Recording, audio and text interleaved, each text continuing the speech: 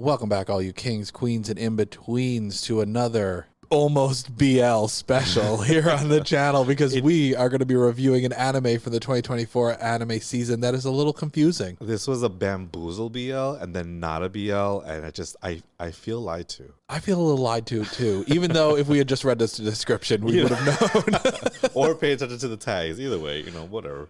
It helps us go in blind so we have an unbiased opinion of what to expect. And you get those moments. Yeah, that's true. That's very true. Well, we've been dancing around the topic for a little while now, and we are going to be discussing Vampire Dormitory. Less vampire, more dormitory, lots of confusion. So we are just going to address the elephant in the room, and that is the preconceived notions that we had going into this show.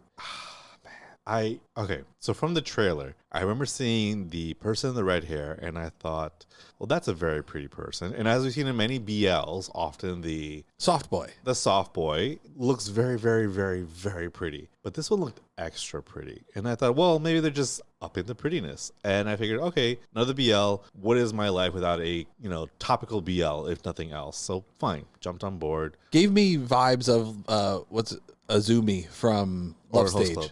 Oh, yes. My main connection with this was Oran Host Club. That was it, because as we come to find out, there is some cross-dressing involved. There is some lies involved, some deception. And what you thought were two guys maybe kissing, being intimate, turns out to be a female and a male. And that caught me off guard. I feel like I was lied to. I want to go back and live in a world where young, pretty guys are kissing other young, pretty guys. Speaking of being lied to, you actively lied to me before I watched this. I was trying to do, not lying to you, I was trying to do a kind of like a live tweeting thing. I was like, oh man, he's so pretty. Yeah, it's definitely a guy. Because up to that point, it was very much implied that this was a young male. And then at the very end, I had that twist. I was like, oh, and I wasn't sure to tell you that because I wanted you to kind of, again, enjoy experience the twist. Yeah, that kind of surprise. And I was like, I'm not gonna say anything. I'm gonna let him figure it out on his own. It was because then everything else points towards it, because it is like the pretty boy gets picked up is the name of the episode. They're treating the character like a boy throughout the whole thing. And then you find out at the end that they're actually a girl, and it's a plot point. Yeah. It's not like they're just glazing over it. They're actively dressing as a boy. They're taped down and everything. They have the really long hair. I don't know how the hell they fit all that hair up into that tiny little bob, but I want my wife had made the guess that the reason why this female is dressing as a boy is because they probably could not find work as a female. It was easier to find work and have them say it as a male, which, well, they're not doing a very good job. Exactly. Yeah. So I'm gonna stick to that. But it seems like they still got kicked out for being too pretty of a boy and everything else. I'm like, okay, see, overall, I think the way they're gonna kind of incorporate that into much a bigger issue is one of the last lines, kind of jumping very far ahead very quickly, is the main vampire guy says to him something along the lines of, and thank goodness you're a guy because I could never drink from a woman. And that's when we see the big reveal. And we're like, so it's gonna come up. It's gonna, like I said, it's gonna be a major plot point. I'm gonna see why that happens. What's the idea with that? What's going on? But I am on board for this one again. The weird thing is, though, is throughout the episode, well, not throughout the episode, but there's a couple of times in the episode they mention that women's blood usually tastes better. Yes. And I don't know if that comes from the inherent societal belief that women get adoration and love, like emotional love and like attraction and stuff automatically. So their blood gets that because they've discussed that blood gets flavored by how much you've experienced love. Yeah. And women, I guess, naturally have that because everybody loves women. Well, as not nice of a stereotype as it is, I can see where that comes from, because exactly, I think in this particular patriarchal world is that exactly everybody loves women, or women easily love others. But in this particular, where this female has grown up not being loved, not having a reason to love anyone else, that would stand to reason as to why their blood would not be tasty. It's funny because this made me think of a conversation that I had with Lakota the other day, where we were watching a Papa Meat video, and I'm not going to go into the whole explanation of the Papa Meat video, but it had to do with mentioning about how pretty people can get ahead in life. And they were talking about it specifically for men. And they mentioned that in here too, where when he gets fired from, she gets fired. I don't know what pronoun they're using. So when they get fired from their job, the boss says, oh, you'll have no problem. A pretty boy like you will have no problem getting a job. And I was thinking about the conversation I had with Lakota where they were talking about like, use your looks as a pretty man to get ahead in life. And I was thinking like, so there's this stereotype that women can get ahead by using their looks and whatnot. Yes. And there's a certain level of that tracks because a lot of industries have men in positions of power. It's a negative aspect, but there's a high percentage of men in power versus women. And going the other direction is like, extrapolating that same fact out, if you're a pretty man, you're a lot more limited in options because if you're using your looks to try and attract women into putting you in positions of power, it kind of like, does it make sense? I get what you're saying. I feel like this is more on the protagonist is just inability to make good decisions, because if they are trying to pass off as a male, they stumble into what is essentially like a host club. You know, the guys are very handsome guys, and they were just kicked out of the last shot because all women kept coming to see them. So there's a kind of audience that they can create. So the host club would have been the first option. Like, okay, well, if I'm trying to pass off as a male and everybody thinks I'm so gorgeous, let me use that. But they didn't. They said, let me go work at this other store, other place. Come on. And they need to go into the kind of towns that apparently the people from Grandpa live, because they love male idols there. That's a thing. I don't know, though. I will say Grandpa gets it in a way that I don't think this soft boy girl can do it. Grandpa gets it. Yeah, Grandpa gets fed. Grandpa gets attention, everything. This particular one, Grandpa could eat this person. I'm not going to say anything appropriate, Grandpa, because that's going to make me question things. Anyways, I think this person in particular, they just are obviously part of that idea that they don't realize how attractive they are, and because only see the negative sides of it because that's how they've been treated, and they're not using it to what could potentially be their advantage, which is stated clearly in this society. I think either as a female or male, if they want to just use their looks, everyone's telling them that, oh yeah, do this, but they're not doing that. They're trying to make it, they have the cheat codes to go on easy, but like, no, I'm still gonna do it hard mode for some reason. And it's like, why are you making this harder on yourself? I feel like the thing that's going to irritate me if it happens is that the reason turns out to be that they were too attractive as a woman. So they wanted to be seen as a normal person. Like that will definitely be, I mean, when you see the hint of their character design as a woman, when the hair is down and everything, it was like, it's a very attractive character design. But not in the over the moon aspect where it can be a plot point in comparison to other anime characters, female anime designs. This is apparently the year of redheaded people, apparently, between this, God's Game We Play, maybe you should take a listen to that, or even just like, there was something else that we had watched recently too. But yeah, like there's in God's Games We Play, it's also a plot point too about the red hair. It's everywhere, so that's fine. But I just feel like they were making this more difficult, and they definitely didn't have to. And I'm curious to see why they did. Maybe there's another reason behind it. Fine. Yeah. So as of this recording, we've only watched the first episode. Correct. And little spoilers on like when we record, or when we're at least recording this one. The first episode, the second episode just came out. Yes. So we haven't had a chance to watch it. But a little thing that I'm going to try and tiptoe through the eggshells of is, does this become a gender identity plot point? Do we think we just glaze by it? Because they refer to it as cross-dressing in the description / tags. Is this a trans thing, or is it a just cross-dressing thing? We don't know. I mean, it's all speculation. I'm going to say no. And the reason why is just because I feel like while animes in general sometimes don't make a big of a point of people who are LGBTQ plus, and they say, oh, I fell in love with another guy. Okay, I'm going to just move forward with it. I don't think they're going to do a ton when it comes to trans. I think the only times I have personally seen not even a major, but more like a side character who was trans was in Fruits Basket. One of the Zodiac people, the one who I believe is the monkey, has like a very kind of lower voice for a woman. Then you find that actually they're male, but they prefer to live their life as a woman.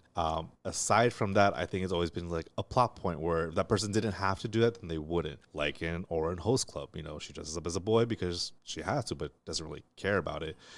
They also refer to themselves as a girl in this, so there doesn't seem to be I want to identify as a boy. Yeah, I think it's just like I think it's just a plot point for them. But who knows? Maybe we'll both be surprised and say, no, actually, I do this for this reason. Like, oh, okay. And then you know what? Good on them. They'll get some definitely points from me for being a bit more progressive with that kind of idea. I don't think I'm gonna hold my breath for it. Moving beyond the main character, there isn't a ton else to talk about because it was primarily focused on.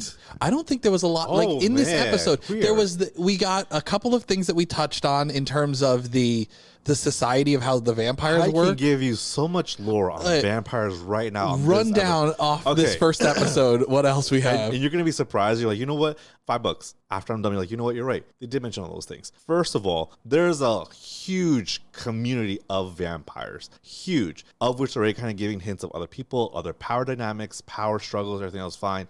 But they respect the single lord vampire who is going to be stepping down, dying. Something's happening. Who was the butler, right? Yes. Hold on. But that person, at least in that first beginning scene, seems kind of like over it for whatever reason. So it looks like it's a very much a will like, hey, I'm going to be out of here soon. You have to take over. Now, they haven't specifically said whether these are like undead vampires or not. So maybe they're just aging out. Who knows? I mean, one of them looked like an old lady. Like the one who was leading it. So I feel like there's going to be more in terms of the vampire lore specific that, but that's one we have already ruled. Now, there's a hierarchy, there's a dynamic, and they all respect and understand that.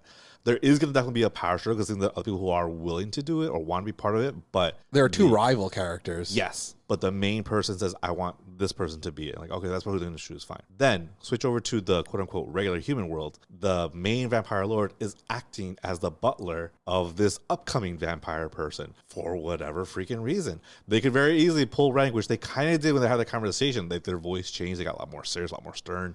But there's like an understanding that in certain environments, in certain situations, I will heed to you as your butler, but don't forget your place, kind of thing. So maybe it's like a trying to get him used to being in the power position kind of thing. Like, I'm treating you as a lord so you can get used to being a lord and kind of work your way through that. It's a weird thing to set up at this place. Now, my other question is, do they happen to work at this host club just by chance, or is a host club itself part of the vampire world? I don't think the other people are vampires. I don't think so either, but they kind of discuss a lot of vampire things very openly, so I wouldn't be surprised if it was. They went in the back room. The back room was like cut off already. Everybody just happens to drink blood-looking drinks at this place. It's the only thing that they drink. So then we have that. Then, like you said, there's a rival, and the rival is like, I'm not gonna let this happen, but I'm sure it's gonna be like a love triangle rival eventually. Big hair McBlondie. Yeah. And then the fact that there is a dormitory, that this person who is a vampire, who is both subservient and ahead of another big vampire, are choosing to live in a dormitory. They could live in their castle, wherever they were before, but they're living in this dormitory. So now the question is, are they the only vampires in this dormitory? There's also the short black haired one, the one on the motorcycle. Yes, that's the rival. Oh no, I was talking about the rival. I was talking about was the blonde one. Oh, wait. Wasn't there a blonde guy? So not the butler. There was another blonde guy that was like standing up on the roof. That's the butler. That was the butler. No, it wasn't. Yeah, that's the butler. My understanding, the way I interpret it, that was the butler in his regular vampire. Oh, I got confused. I thought that was the leader of the bike guy. I got confused. No, I took that as he's. So he was at the meeting. Yeah. Okay. He was at the meeting, he works at the host club, and he's overseeing things. And he saw when the dark hair rival shows up. I got confused. Listen, this whole thing got me all kind of ways. That shows that now exactly like how deep is this rival going to go? Is the dark hair guy really going to take him down? Does he just want his position? Does he want to learn more about him? And I know it's going to be like a love triangle. I know it's going to be a love triangle. I mean, it's got to be a love triangle. Yeah. So, it's supernatural romance. So. Then when is the butler going to say, hey, because he goes, there's that one thing you haven't done yet that you have to do. What is that thing? Is it have turn someone? Thrall? Is it turn someone? Is they going to make that call? So there's a lot of rules to this vampire society that I'm very curious about. I feel like the butler is going to know that they're not a boy, the main character. I feel like the butler is going to get pissed off at the guy, the main vampire guy. For not knowing? For A, not knowing, and for B, at some point, just generally speaking, as a prediction, the vampire guy is not going to want to turn the unknown gender protagonist. And he's going to be mad. He's like, look, I let you get away with this. I've been your butler here. I put up all your crap. Step into this role now, or worse scenario. That's what I'm excited for. I think it would be kind of weird if the whole boy-girl plotline hangs on for too long, because like you feel like they'd be able to tell. Yeah. Like, shouldn't they be able to smell that you're a girl versus a boy? I mean, I think that kind of goes more to how the protagonist is living their life. I mean, again, if he couldn't tell with the blood, and they're like, well, they have these rules or ideas because apparently it must be universally accepted. So across the board, women's blood is generally always more sweeter than men's blood. For those that have such disgusting blood, makes them think then this possibly could not be a woman. So it's just kind of written off. Maybe that's her, like, her Bella power, where you know how Bella had like the shield power. This protagonist has male blood. Yeah, it's like you have man blood is your power. You know, going back to what you mentioned, then maybe the trans thing would be a plot point, which is why they have a female body but men's blood, because they don't identify as either one. Which again, if they go with that, I will give them huge brownie points, but I don't think they will. I don't think I've learned to have my bar lower now. Are you recommending people watch this? If you liked Oran Host Club and you didn't mind Twilight, yes. If you want something a bit more straightforward, probably not. The art and the art style I think was very good. Especially that scene where everything kind of freezes when she tries to unalive herself by accident. That I thought was beautifully drawn. The whole kind of heart and blood kind of filling it up and those things fine. Even the strawberry drink that he drank looked very well done. But I feel like this is a currently light recommend for people as a whole. For me personally, I want to know what's happening with my vampires. Again, I like vampires, so I'm excited to find out what happens. If you got a very full plate of anime this season, you could probably back burner this one and wait till our mid-season where we can give you a little bit more information on how it's progressed. Then you can jump on board if you got a lot of anime that you're watching. And there's a lot of anime this season that are worth watching. You're watching like double the amount that I am. Yeah, I'm watching a lot of anime. And some of the things that I didn't even know about going into the season have turned out to be good. Bangers. Yeah. So beyond that, I'd recommend it if you are looking for kind of like a supernatural romance niche anime. I think you're good. Or like you said, if you like an Oran Host Club, or if you like a like reverse harem kind of thing, gender bendy stuff. Yeah, check it out. Like you'll like it, and it does look good. So it's the Diet Coke of drinks right now, where you kind of get the same feeling, but you're not going to get all the calories, so it's fine. Something that gives you the full flavor, but none of the calories, is this anime content here on the channel. It's the premium stuff. Yeah, and consuming this content turns you into someone who looks like Grandpa from Grandma and Grandpa. You really love Grandpa. I thought I loved Grandpa. I think you like Grandpa more than I do. I'm going to come in next time and find a whole Grandpa placemat on here. Yeah, I'm going to have like all the Grandpa figures and everything. I'm waiting for that pop-up parade figure. Grandpa figure. Probably get that one before I get the Bezier one. God, don't remind me. Comment down below. Let us know what you're watching this season. Let us know if you're a big Twilight as an anime fan. You know, let us know if you think the vampires in here are harder than Grandpa. Let us know what you think if you've seen both. Spoilers or not. Okay. Subscribe to the channel so you don't miss any of this content going forward, and ring that bell so you know what's up. We'll catch you in the next one. Take care. Hey, all you kings, queens, and in-betweens. I just wanted to let you know that the folks over at Primal TCG have set up a promo for just our viewers. Use the promo code KINGS10 at shop.primaltcg.com for $10 off your purchase. I recommend popping in for the deck box bundle. For just $60 and $50 with our code, you get one of their premium deck boxes and their extended promo bundle, including a promo pack, a pre-release pack, and 2 demo decks. Everything you need to get started.